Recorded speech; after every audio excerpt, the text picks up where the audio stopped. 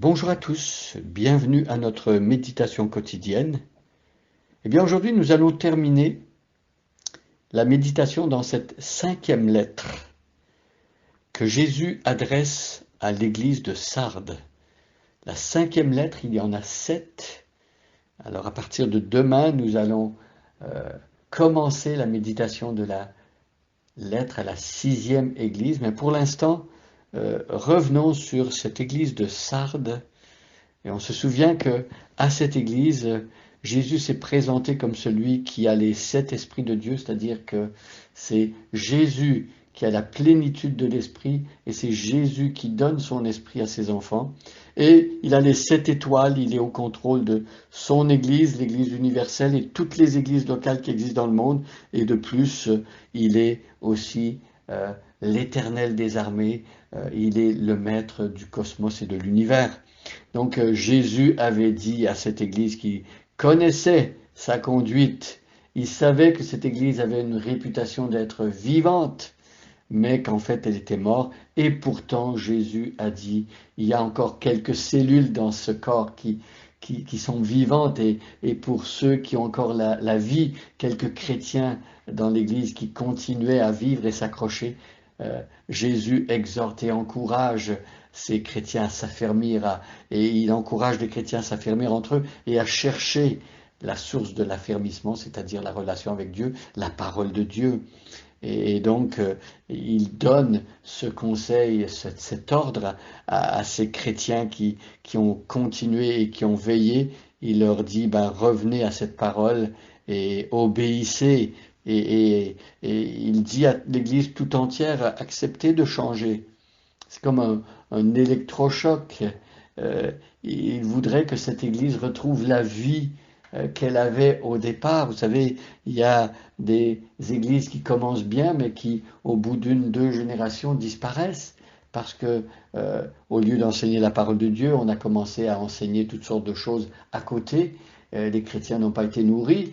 Ceux qui ont commencé à entrer dans l'église, ce n'étaient pas des personnes nées de nouveau, convertis, transformés, mais c'était plutôt comme un club social. Les gens se sont joints à une église comme on se joint à une association.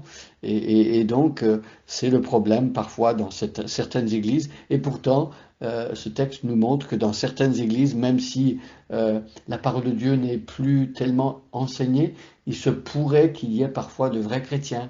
Et à ces chrétiens-là, Jésus s'adresse et dit, voilà, vous accrochez-vous, replongez dans la parole de Dieu, ne quittez pas l'obéissance, cherchez votre source en Jésus, en Dieu, cherchez votre force en lui.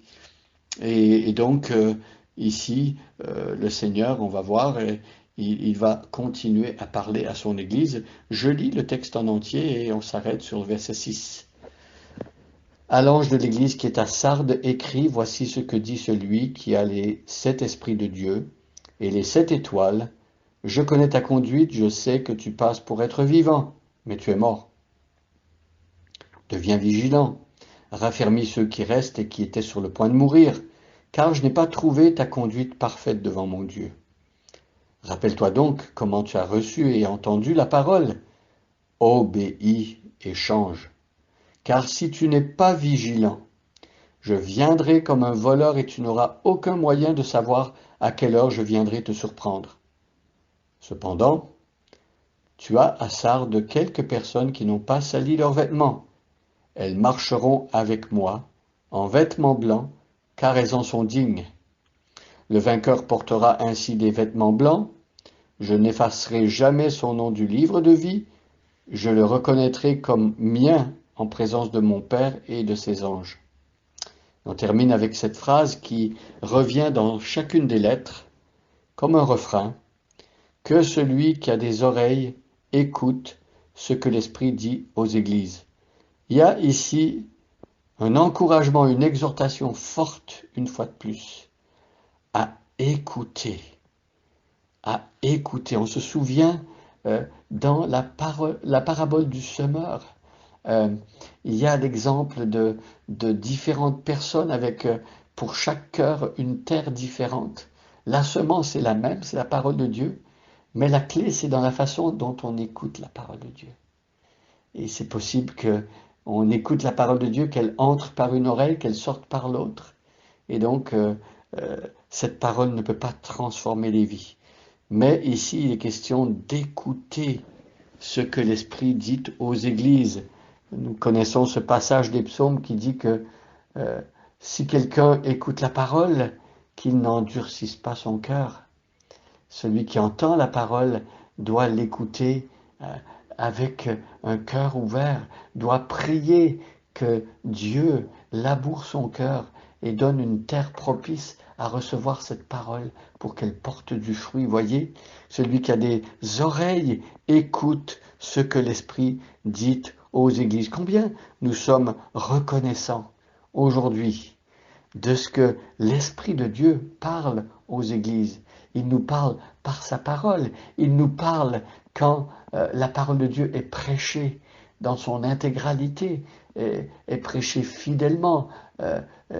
Quand on enseigne la Bible, quand on enseigne l'Évangile et les paroles du Nouveau Testament, c'est à ce moment-là que c'est possible d'écouter la parole de Dieu. Mais imaginez que dans une église, on n'enseigne plus la parole de Dieu.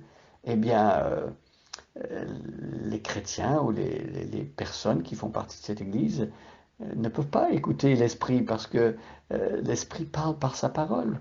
C'est l'Esprit qui a inspiré cette parole de Dieu, la Bible. Donc je vous encourage beaucoup, si vous n'avez pas encore commencé à prendre l'habitude de lire la Bible, de l'écouter, je vous encourage à lire d'une manière systématique. Quand vous commencez un livre, commencez par le chapitre 1 et le deuxième, le troisième. Faites une lecture suivie. Si vous n'avez pas l'habitude, commencez par de courts textes, mais de manière suivie et en essayant de comprendre quelle est la pensée de l'auteur qui a écrit ces textes inspirés.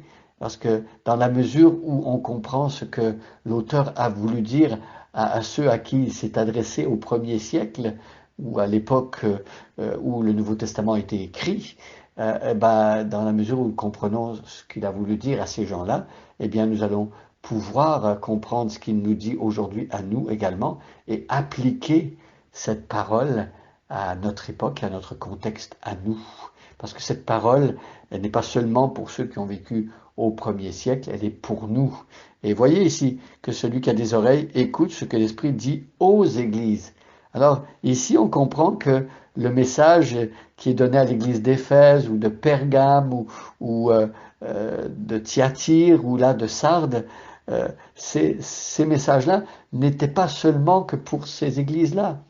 Ce sont des messages qui étaient adressés à toutes les églises, parce qu'ici, dans notre texte, on a le mot église au pluriel. Donc prenons à cœur ce qui est enseigné et adressé à l'église de Sardes, parce que ce texte est aussi pour nous aujourd'hui.